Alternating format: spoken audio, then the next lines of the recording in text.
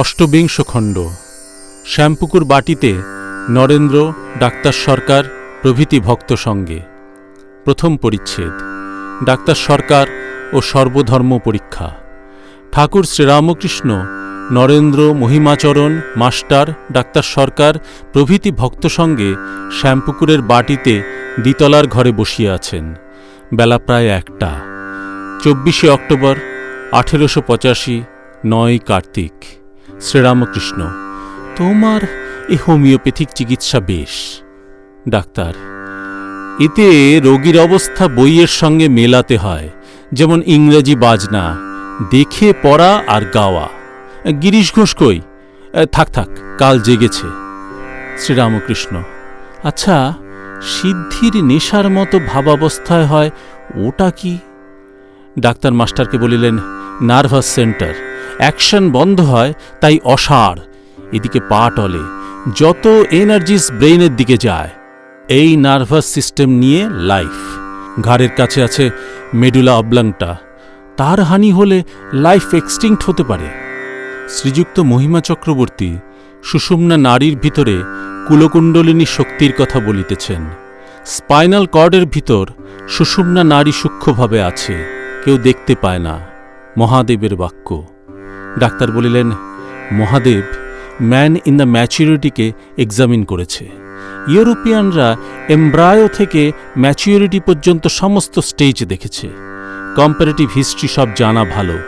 সাঁওতালদের history পড়ে জানা গেছে যে কালী একজন সাঁওতালি মাগী ছিল, খুব লড়াই করেছিল। সকলের হাস্য। তোমরা হেসো না। আবার কম্পারেটিভ অ্যানাটমিতে কত উপকার হয়েছে শোনো। প্রথমে প্যাংক্রিয়াটিভ জুস ও বাইলের অর্থাৎ পিত্তের অ্যাকশনের ক্রিয়ার তফাৎ বোঝা যাচ্ছিল না। তারপর ক্লড বার্নার্ড খরগোশের স্টমাক, লিভার প্রভৃতি এক্সামিন করে দেখালে যে বাইলের অ্যাকশন আর ওই জুসের অ্যাকশন আলাদা। তাহলেই দাঁড়ালো যে লোয়ার অ্যানিমেলদের আমাদের দেখা উচিত, শুধু মানুষকে দেখলে হবে না। সেই রূপ কম্পারেটিভ রিলিজিয়ানতে বিশেষ উপকার। এই যে ইনি পরমহংসদেব যা বলেন, তা অত অন্তরে লাগে কেন? এর সব ধর্ম দেখা আছে, হিন্দু, মুসলমান, খ্রিস্টান, শাক্ত, বৈষ্ণব, এসব ইনি নিজে করে দেখেছেন। মধুকর নানা ফুলে বসে মধু সঞ্চয় করলে তবেই চাকটি বেশ হয়। মাস্টার ডাক্তারকে বলিলেন, ইনি মহিমা খুব সায়েন্স পড়েছেন। ডাক্তার সহাস্যে বলিলেন, কি Max Muller's science of religion? Mahima শ্রীরামকৃষ্ণের প্রতি বলিলেন, আপনার অসুখ, ডাক্তারেরা আর কি করবে? যখন শুনলাম যে আপনার অসুখ করেছে, তখন ভাবলাম যে ডাক্তারের অহংকার বাড়াচ্ছেন। শ্রীরামকৃষ্ণ: ইনি খুব ভালো ডাক্তার আর খুব বিদ্যা। মহিমাচরণ: আজ্ঞা হাঁ, উনি জাহাজ আর আমরা সব ডিঙি। ডাক্তার বিনীত হইয়া হাত জোর করিতেছেন। মহিমা বলিলেন, তবে ওখানে ঠাকুর শ্রীরামকৃষ্ণের কাছে সবাই সমান।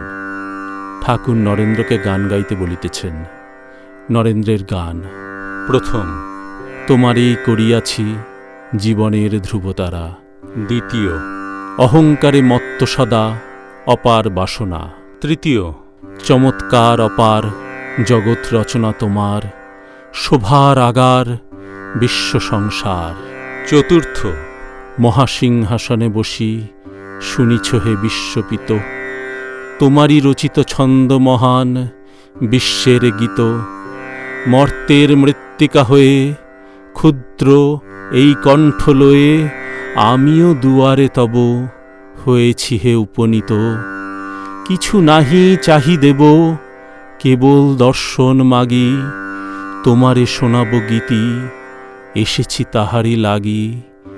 গায় যথা রবি শশী, সেই সভা মাঝে বসি, একান্তে গাইতে চাহে এই ভকতের চিত। পঞ্চম, ওহে রাজ রাজেশ্বর, দেখা দাও, করুণা ভিখারি আমি, করুণা কটাক্ষে চাও। চরণে উৎসর্গ দান করিতেছি এই প্রাণ, সংসার অনলকুণ্ডে ঝলসে গিয়াছে তাও।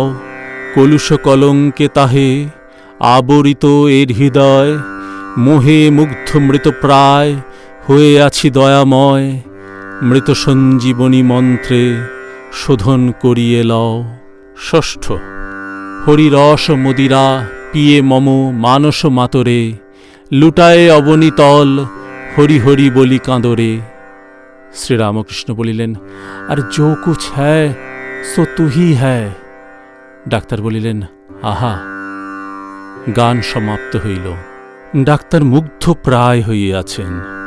কিয়ৎক্ষণ পরে ডাক্তার অতি ভক্তিভাবে হাত জোর করিয়া ঠাকুরকে বলিতেছেন, তবে আজ যাই, আবার কাল আসব।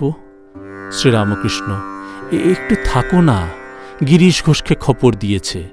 মহিমাকে দেখাইয়া বলিলেন, ইনি বিদ্বান, হরিনামে নাচেন, অহংকার নাই। কোন্নগরে চলে গেছিলেন, আমরা গেছিলাম বলে। আবার স্বাধীন, ধনবান, কারু চাকরি করতে হয় না। নরেন্দ্রকে দেখাইয়া বলিলেন, এ কেমন? ডাক্তার, খুব ভালো। শ্রীরামকৃষ্ণ, আর ইনি? ডাক্তার বলিলেন, আহা। মহিমাচরণ বলিলেন, হিন্দুদের দর্শন না পড়লে দর্শন পড়াই হয় না। সাংখ্যের চতুর্বিংশতি তত্ত্ব ইউরোপ জানে না, বুঝতেও পারে না। শ্রীরামকৃষ্ণ সহাস্যে বলিলেন, কি তিন পথ তুমি বলো? মহিমা, সৎপথ, জ্ঞানের পথ, চিৎপথ, যোগের, কর্মযোগ। তাই চার আশ্রমের ক্রিয়া কি কি কর্তব্য এর ভিতরে আসছে। আনন্দপথ, ভক্তিপ্রেমের পথ। আপনাতে তিন পথেরই ব্যাপার, আপনি তিন পথেরই খপর বাদলে দেন। ঠাকুর হাসিতেছেন। আমি আর কি বলবো, জনক বক্তা, সুখদেব শ্রোতা। ডাক্তার বিদায় গ্রহণ করিলেন। সন্ধ্যার পর চাঁদ উঠিয়াছে। আজ কোজাগর পূর্ণিমার পরদিন, শনিবার, 9 কার্তিক। ঠাকুর সমাধিস্থ দাঁড়াইয়া আছেন। নিত্যগোপালও তাহার কাছে ভক্তিভাবে দাঁড়াইয়া আছেন।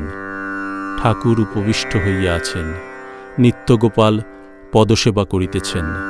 দেবেন্দ্র, কালীপদ প্রভৃতি অনেকগুলো ভক্ত কাছে বসিয়া আছেন।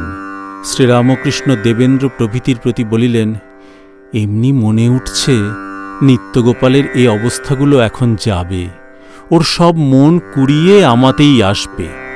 যিনি এর ভিতর আছেন তাঁতে। নরেন্দ্রকে দেখছ না, সব মনটা ওর আমারই উপর আসছে। ভক্তেরা অনেকে বিদায় লইতেছেন। ঠাকুর দাঁড়াইয়া আছেন। একজন ভক্তকে জপের কথা বলিতেছেন। জপ করা কিনা নির্জনে নিঃশব্দে তাঁর নাম করা। এক মনে নাম করতে করতে, জপ করতে করতে তার রূপ দর্শন হয়, তার সাক্ষাৎকার হয়। শিকলে বাঁধা কড়ি কাঠ গঙ্গার গর্ভে ডুবানো আছে। শিকলের আরেক দিক তীরে বাঁধা আছে। শিকলের এক একটি পাপ অর্থাৎ লিঙ্ক ধরে ধরে গিয়ে ক্রমে ডুব মেরে শিকল ধরে ধরে যেতে যেতে ওই কড়িকাঠ স্পর্শ করা যায়। ঠিক সেই রূপ জপ করতে করতে মগ্ন হয়ে গেলে ক্রমে ভগবানের সাক্ষাৎকার হয়। কালীপদ সহাস্যে ডাক্তারের প্রতি বলিলেন, আমাদের এ খুব ঠাকুর, জপ ধ্যান তপস্যা করতে হয় না। এই সময় ঠাকুর হঠাৎ বলিতেছেন, এটা কেমন করছে? ঠাকুরের গলায় অসুখ করিতেছে। দেবেন্দ্র বলিতেছেন, এ কথায় আর ভুলি না। দেবেন্দ্রের এই মনের ভাব যে ঠাকুর কেবল ভক্তদের ভুলাইবার জন্য অসুখ দেখাইতেছেন। ভক্তেরা বিদায় গ্রহণ করিলেন। রাত্রে কয়েকটি ছোকরা ভক্ত পালা করিয়া থাকিবেন। আজ মাস্টারও রাত্রে থাকিবেন।